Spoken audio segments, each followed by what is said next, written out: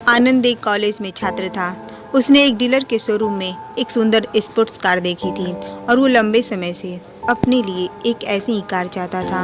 आनंद जानता था कि उसके माता पिता इसे खरीदने के लिए सक्षम हैं, इसीलिए उसे उन्हें बताया कि उसे ये कार अपनी ग्रेजुएशन कंप्लीट होने पे गिफ्ट के रूप में दे। देखते ही देखते वो दिन भी आ गया और पिता ने जेम्स को अपने निजी कार्यालय में बुलाया। उन्होंने उसे कहा कि मुझे तुम्हारे जैसे अच्छे बेटे पे बहुत गर्व है। उन्होंने उसे बताया कि वो उनसे कितना प्यार करते हैं और उसे एक प्यारा रैपर से लिपटा हुआ उपहार दिया।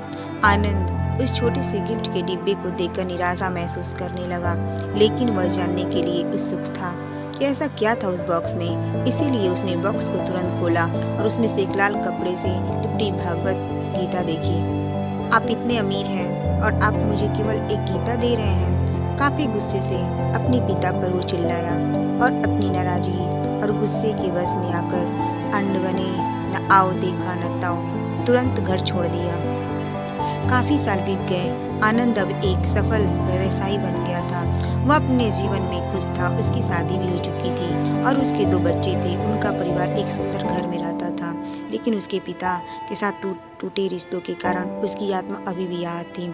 आनंद अपने पिता का घर छोड़ने के बाद कभी उनसे नहीं मिला था।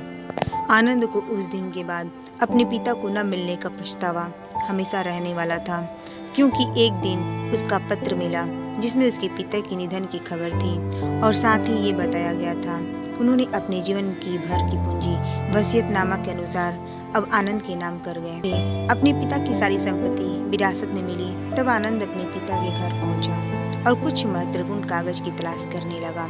गलती से उसे वही भगवत गीता का उपहार लिपटा हुआ मिला, जिसे देख उसे फिर उसी उदासी का एहसास हुआ। उस गीता को उसने अच्छे से देखा तो उस पे अपने पिता की हैंडराइटिंग में कुछ लिखा पाया। उस पर लिखा था, मैं खुद को बेचकर भी हर सपना पूरा करूंगा।